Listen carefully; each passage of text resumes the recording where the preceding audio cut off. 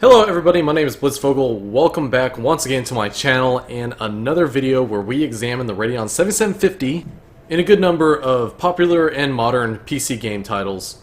Now Far Cry 3 here is already an almost 4-year-old game, but it's a fun game to play. Unfortunately I don't have Far Cry 4, but I think the performance that we see here in Far Cry 3 could probably easily be translated to Far Cry 4, at least give us a general prediction of how that game would run on the 7750. So once again, I apologize, I don't have Far Cry 4 to test. But I like this game anyways, and it's a fun game, it looks great, looks beautiful, and it runs pretty well on the 7750. Now, I'm not going to go too crazy in-depth with how the graphic settings in this game affect the Radeon 7750. Right now, I have the game running at 1080p with a mixture of medium and high settings. You'll see them a little later. And the game looks great. I mean, there are some options that have an ultra option as well as very high, as well as, of course, medium, or I'm sorry, high, medium, and then low. What's kind of funny is this game, even the low settings look fairly decent. Of course, this game was a late generation title for the 360 and PS3, but at least on the PC, it looks a whole lot better with the added graphics options. And of course, the ability to run this game in 1080p is an absolute must. It looks so much better when you run it in 1080p as opposed to a lower resolution. And luckily, the 7750, we can run this game in 1080p, get that nice mix of medium and high settings. It looks great, and it's a lot of fun to play. So what I'm doing is I'm running to this outpost where we're going to do a few run-throughs of different graphics settings just to see how the performance is affected. And we're just going to make our way here, but at least we get a nice idea of what the scenery is like, how this GPU is being loaded with graphical assets, textures, polygons. There is some tessellation going on. This is running in DX11 mode, and there's also screen space ambient occlusion. This game also has two other ambient occlusion options, HDAO and HBAO. I cannot remember which of those two is the better one. They are more accurate technically than SSAO, but the problem is, especially in this game, it seems like they overuse all the ambient occlusion. If I had the option, I'd probably just turn ambient occlusion all the way off. I bet you can do that just going through the INI or config file, but I usually don't mess with those. Alright, so let's get the party started. Like I said, we are running a mixture of medium and high settings here. Specifically, post effects, general effects, and shadows, they're all running at medium, while everything else is running at high, including textures, geometry, environment, etc., etc. I'm also not running any form of anti-aliasing, so no MSAA at all, and there's also none of the multi-sampling to alpha coverage. That is also an option in the general graphics menu. Unfortunately, aliasing is a problem in this game with all the foliage, but I mean, eventually you can just sort of kind of get over it, and it's not that big a deal. It'd be nice if it was not so aliased, but the game's still fun. The game still looks great. If you have the graphics horsepower to get rid of all that aliasing, by all means do it, but of course the 7750 is pretty limited in that aspect. So as you can see here, we're staying above 30 by far most of the time. There were a couple dips down to about 29 FPS, but for the most part we're staying north of 30, which is what we need and what we want. In numerous videos where we've tested the 7750 as well as my old Radeon 5850, I've talked about the three tenets of PC gaming goodness, which are 1080p, 30 FPS, as well as good graphics.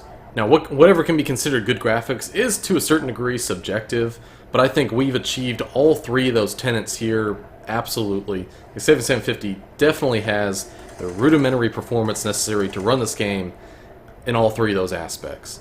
And we can further tweak things to, emphasize one thing or another, but we have to remember we do have a finite amount of resources here in this graphics processor in terms of GFlops, texturing capability, as well as the ability to render out pixels.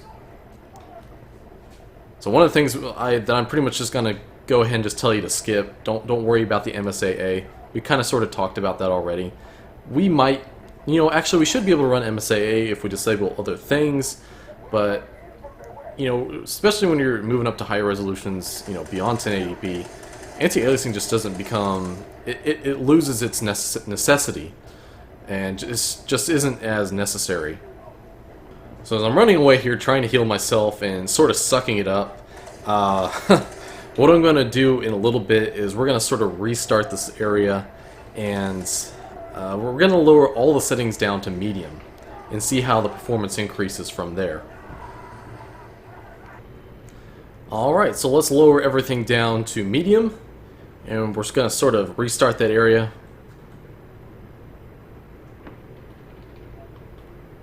Now we are of course still running 1080p, we still have SSAO, DirectX 11, so there are some changes, but a lot of changes have not happened in certain aspects of the rendering.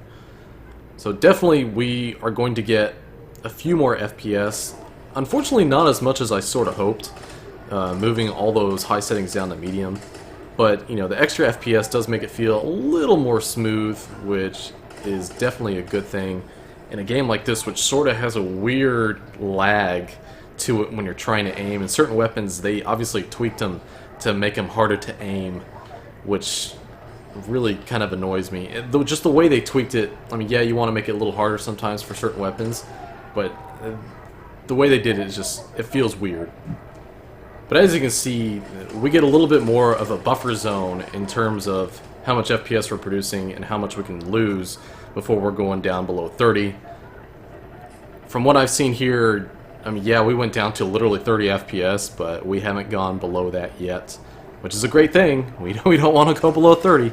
We want to try and keep it decently smooth, and it's doing it. And the game still looks good even at medium settings, even at low settings, which we'll see in a bit. The game looks surprisingly good. I didn't remember this game looking as good as it does at low settings, and I don't know what the equivalent settings for the 360 and PS3 versions of this game are, but I would assume that it's sort of a mixture of medium and lows. And of course, running at 720p vastly reduces the amount of processing power necessary per pixel on screen that has to be done to render this experience. So now let's see what happens when we move everything down to low. How much more FPS will we get?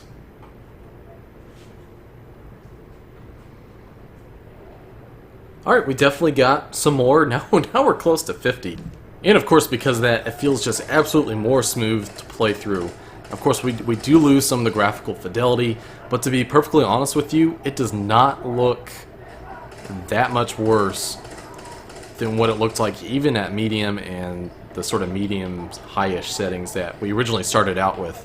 But you can just kind of chalk that up to the fact that because of diminishing returns in a lot of games, the way the polygon and texture budgets and effects budgets are sort of played out, when you move up to the high settings and ultra high settings, they sometimes just don't look that much more different than what they do at a lower setting. But they cost so much more in processing power to do, and that's sort of a problem in a lot of games.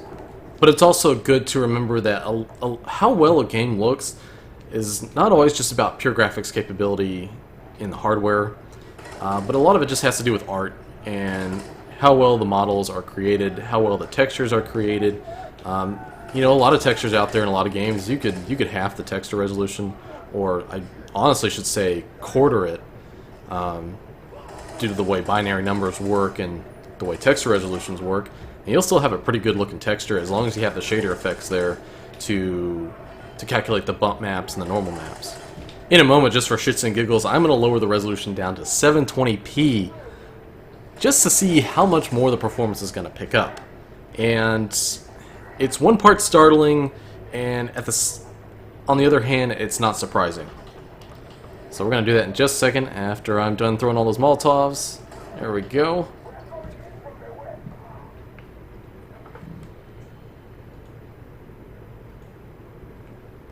Okay, by this point I'd already lowered everything to 720p, and as well as all the graphics are down below. And there we have it. 60 FPS. If you really want 60 FPS in Far Cry 3 with your Radeon 7750, you're going to have to lower the game to 720p. Pure and simple, that's what you're going to have to do, and even still, it's not going to hold 720p. Now obviously this is just more than just purely a resolution issue. There's a lot more going on in a graphics engine other than just, you know, what resolution the game is being rendered at. We got the polygon load, we got the texture load, we got the shader load. Just all those things coming together is pretty impressive technical feat, and is sometimes lowering your resolution is going to give you a massive jump in frame rate, which it did give us that in a lot of cases. But at the same time, There's a lot of scenes here where we're going below 50 FPS. Now, really importantly, I need to kind of chalk it up to this Sandy Bridge i3 that's in this machine, which, funny enough, was that CPU was available in 2011, so it predates this game by well over a year, which is kind of funny. But the Sandy Bridge i3 that's in this machine just runs this game like a champ. I mean, realistically, during most scenes in this game, the CPU is sitting at around 60% usage.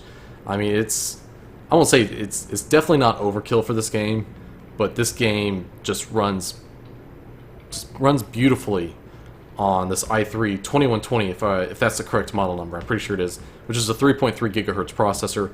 Now, of course, i3s have multi-threading, so that certainly helps, but an i3 of any sort, as long as it's a Sandy Bridge or newer, is going to run this game pretty well. And even newer games, current generation games, for the most part run pretty well on i3s, even the Sandy Bridge i3, which in total performance is really not that different from what's in the Xbox One and PS4. And that just realistically has to do with the fact that most i3s are running twice as fast, you know, at least 3 gigahertz, and they have much wider processing cores, as well as at least double the floating point and SIMD execution resources. Sandy Bridge i3 is a completely AVX capable chip.